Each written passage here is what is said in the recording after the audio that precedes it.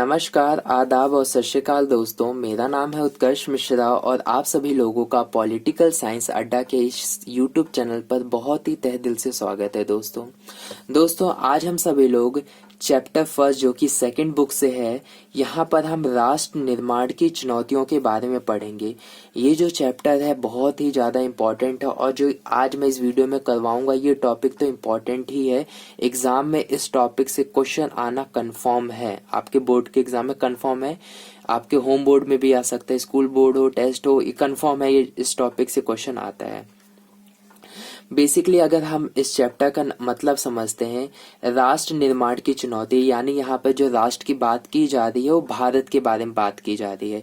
इस बुक के अंदर ज्यादातर हम भारत के बारे में, ज्यादातर क्या लगभग भारत के बारे में ही पढ़ेंगे और इस चैप्टर ये बताएगा कि जो राष्ट्र निर्माण में क्या चुनौतियां हैं, यानी जो भारत है, भारत को भारत बनने के लिए क्या क्या चुनौतियों को सामना करना पड़ा है और किन किन चुनौतियों को उसने फेस किया है, कैसे टैकल किया, क्या क्या आई है और क्या क्या आ सकते हैं, इन्हीं के ऊपर ये पूरा चैप्टर बेस है। ये जो पूरा बुक है आपका इन्हीं के भारत के ऊपर ही टोटली बेस है।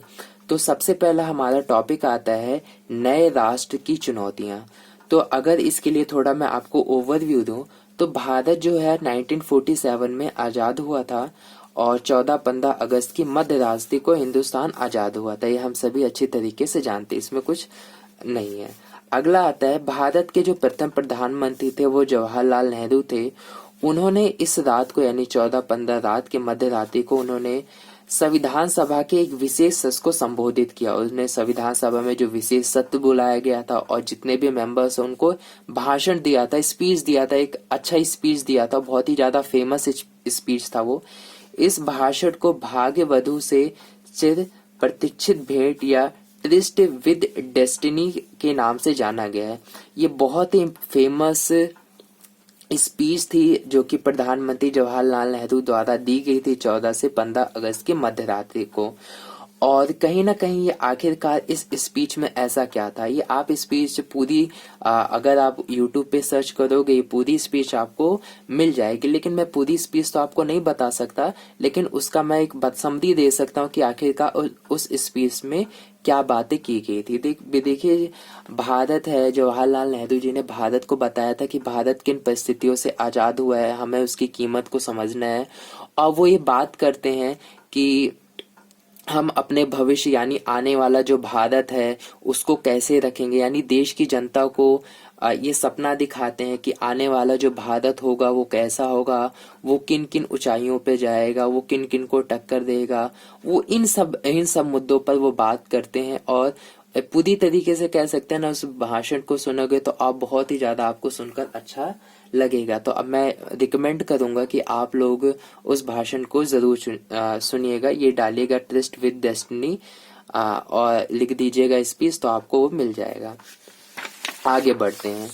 देखिए जब भारत आजाद हुआ तो आजादी हमें इतनी आसानी से नहीं मिला। आजादी के लिए भारत में बहुत सारे लोगों ने उसकी कीमत चुकाई है, बहुत ज्यादा कीमत उन्होंने चुकाई है। तो आजादी हमें मुफ्त की नहीं मिली है, उसकी कीमत हमने बहुत बड़ी दी है। तो देखा जाए कि जब आजादी हुई थी तो हम लोगों ने इतना मन में प्लानिंग तो था ही देश के लीडर्स के ऊपर कि जब हमें आजादी मिल जाएगी तो हम क्या क्या चीजें करेंगे। लेकिन सारे लोग दो बातों पर सबकी सहमति थी कि आजादी मिलेगी तो हम ये चीजें तो जरूर करेंगे। जैसे था लोकतांत्रिक सरकार का गठन करना, कि अगर देश आजाद हो, हमारा जब देश आजाद होगा तो हम एक लोकतांत्रिक सरकार का गठन करेंगे, यानी एक ऐसी सरकार का गठन करेंगे जो हमारे द्वारा चुनी गई हो और हमारे लिए वो काम करे, ऐसी सरकार का गठन करना। दूसरी बात पे सभी लोग सहमत थे कि सरकार सबके भले के लिए काम करेगी। जो सरकार बनेगी वो सभी अमीर हो गरीब हो, देश के हर एक तबके के लिए जिम्मेदार रहेगी और उनके लिए काम करेगी। किसी एक स्पेसिफिक लोगों के लिए वो काम नहीं करेगी। लेकिन ये जो बात कही जा रही है ये कहना आसान था, लेकिन इसको करना भारत के लिए बहुत ही मुश्किल था। ऐसी बात नहीं है कि हम लोग कर नहीं पाए, हम लोग सक्सेसफुल भी हुए हैं। परंतु काम आसान नहीं था। ये जो बात कही जा रही है, कहना आसान था लेकिन करना बहुत ही मुश्किल। आजादी के बाद ही भारत का बंटवारा हो गया। सबसे ज्यादा दिक्कत तो तब हुई क्योंकि आजादी के बाद ही हमारे जो देश है वो दो हिस्सों में बंट गया। एक भारत कहलाया, दूसरा पाकिस्तान कहलाया। लाखों लोग मारे गए क्योंकि विस्थापन हुआ। जो भारत में रह रहे लोग हैं वो पाकिस्तान जाने लगे और जो पाकिस्तान में रह रहे लोग हैं वो हिंदू जो वो इंडिया में आने लगे। तो इस वजह से कई सारे लोग मारे गए। अब ऐसे में क्या हुआ, ऐसे में लक्ष्यों को पूरा करना एक बड़ी समस्या थी। दूसरी चीज क्या है कि हमें जो आजादी है वो बहुत ही मुश्किल से मिली थी, बहुत ही मेहनत किए थे।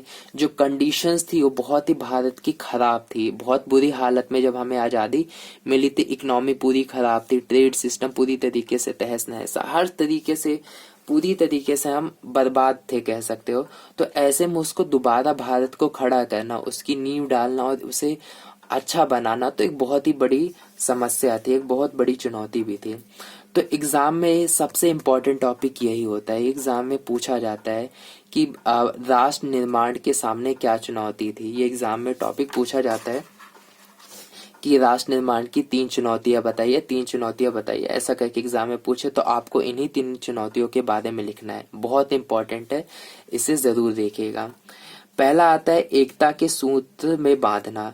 सबसे पहली चुनौती थी कि सभी को एकता के सूत्र में बांधना, यानी सभी को जैसे धागे के अंदर सारे मोती को, अलग अलग मोती को पिरोना, सेम उसी तरीके से भारत के अंदर जो अलग अलग धर्म के लोग हैं, अलग भाषाएं जो बोलती हैं, जो संस्कृति है, इतनी ज्यादा जो डाइवर्सिटी विविधता है, तो उसको एक सूत्र में बांधने की सबसे बड़ी समस्या थी। क्योंकि धर्म लोगों के अलग है, भाषा अलग है, उनकी संस्कृति अलग है, उनका खान पीन, ट्रेडिशंस जो हो गया, सब चीज अलग है। तो ऐसे में सभी को एक ही धागे के अंदर पिरोना, ये बहुत ही डिफिकल्ट टास्क था। दूसरी चीज, इसका नतीजा तो हमें देखा है क्योंकि भारत का जैसे ही देखा जाए, जहां हम बात करते हैं एकता के सूत्र में बांधने की, वहीं पे हमें देखने को मिलता है कि भारत का बंटवारा हो गया। और आमतौर पे ये देखा जाता था कि ये माना जा रहा था कि इतनी विविधताओं से भरा देश एकजुट नहीं रह पाएगा। जब भारत हमारा आजाद हुआ, और भारत की इवन आजादी से पहले ही जितने भी लीडर्स थे, उनके मन में इस बात को लेकर जरूर था कि भारत के अंदर इतनी ज्यादा कल्चर है, ट्रेडिशंस है, धर्म है, तो कहीं ना कहीं लोगों को लग जरूर रहा था कि भारत को एक करना ना, भारत के लोगों के अंदर एकता लाना बहुत ही मुश्किल काम है, बहुत ही टफ काम है। लेकिन भारत में ये पॉसिबल हो पाया और भारत के अंदर सभी धर्म जाति के लोग अब देखा जाए तो मिलजुल कर साथ में रहते हैं। लोकतंत्र को कायम करना दूसरी चुनौती थी कि लोकतंत्र को कायम करना। देखो, लोकतंत्र जो है वो कोई आसान काम नहीं है। ये लोकतंत्र एक तरीके का सिस्टम समझिए। जो लोकतंत्र का जो सिस्टम है, इसको भारत देश के अंदर अप्लाई करना ये इतना काम नहीं था। हाँ, हालांकि ये जरूर था कि अब हमारे जो लीडर्स थे उनको लोकतंत्र के बारे में अच्छी नॉलेज थी, उनको पता था कि सिचुएशन अगर आएगी तो हम किस तरीके से उसको हैंडल कर सकते हैं। लेकिन लीडर्स को पता था, लेकिन जो नागरिक हैं, जो अलग अलग लोग हैं, जो पढ़े लिखे, जो उतने पढ़े लिखे लोग नहीं है, उनके बीचों में इसको फैलाना ये एक बहुत ही मुश्किल टास्क था। और लोकतंत्र को सही तरीके से कायम करना ये भी डिफिकल्ट टास्क था। जैसे इसको करने के लिए भारत में कई काम किए गए, जैसे मौलिक अधिकारों की गारंटी दी गई। जैसे हमें मौलिक अधिकार दिए गए हैं, बोलने ये सब फ्रीडम ये सब जो हमें दिया गया है, इसकी गारंटी हमें दी गई थी। हर नागरिक को मतदान का अधिकार है। सबसे इम्पोर्टेंट है कि हर नागरिक को, हमें लोकतंत्र कायम करने के लिए हमें वोटिंग का राइट दिया गया था। एक एज है, एक एज लिमिट पे आने पर आप वोट दे सकते हो। संसदीय शासन पर आधारित प्रतिनिधित्व मूलक लोकतंत्र को अपनाया, और भारत ने जो संसदीय शासन पर आधारित प्रतिनिधित्व मूलक लोकतंत्र को अपनाया था, अब में अपनाया भी है। तो यानी भारत के अंदर जो इलेक्शन का सिस्टम है, या फिर जो पार्लियामेंट्री सिस्टम है, जो संसदीय शासन की जो प्रणाली है, सेम उसी की बात की जा रही है कि किस तरीके से हमारे प्रधानमंत्री चुने जाएंगे, राष्ट्रपति का काम क्या होगा, राष्ट्रपति की क्या शक्तियां होंगी, प्रधानमंत्री की क्या शक्तियां होंगी। इसी पे हमने ये सारी चीजें अपनाया था। कौन किसकी बात मानेगा, कौन किसकी बात सुनेगा, ये सारी चीजें थी। परंतु लोकतंत्र को कायम करने के लिए लोकतांत्रिक संविधान जरूरी होता है। लेकिन लोकतंत्र को अगर आप कहीं पे डेमोक्रेसी लेकर लाते हो, लोकतंत्र लाते हो, तो उसके लिए आपको लोकतांत्रिक संविधान की भी जरूरत होती है, बहुत जरूरी होती है। पर इतना ही काफी नहीं होता। लेकिन आप लोकतांत्रिक संविधान लेकर आ जाओ, कहो हमारे देश में लोकतंत्र है और लोकतंत्र का लोकतांत्रिक संविधान भी है, यानी रूल्स एंड रेगुलेशन है, तो लेकिन क्या इतना काफी है? नहीं, इतना काफी नहीं होता। संविधान से मेल खाते लोकतांत्रिक व्यवहार बर्ताव चलन में आए, यह चुनौती है। जरूरी नहीं है कि आप ये अपने आप को भले क्लेम करते हो कि हमारे यहाँ पे डेमोक्रेसी हो, क्लेम करना अलग बात हो गई, लेकिन वो व्यवहार में आए, लोग इलेक्शन में पार्टिसिपेट करें, लोग खुलकर अपनी बात रख पाए, ये अलग बात होती है।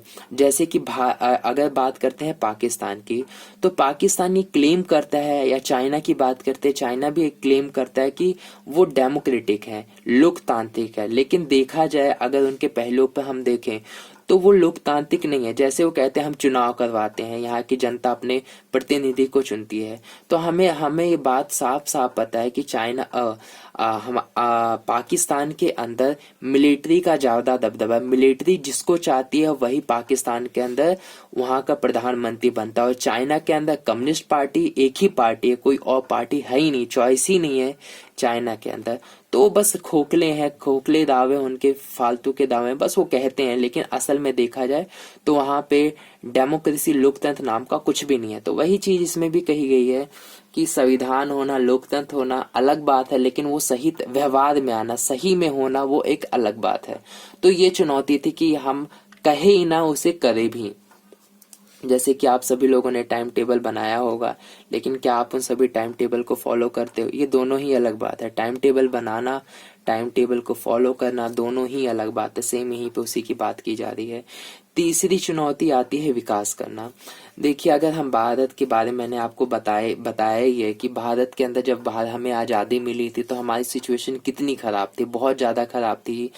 गरीब लोग बहुत ज़्यादा थे, गरीबी बहुत ज़्यादा थी। अमीर और गरीब के बीच का जो डिफरेंस है वो बहुत ही ज़्यादा था, यानी अमीर अमीर थे, गरीब बहुत ही ज़्यादा गरीब थे। रोजगार बिल्कुल नहीं था, ट्रेडिंग सिस्टम खत्म था, हम विदेशों के चीज़ों पर निर्भर थे, इस तरीके की चीज़ें थी।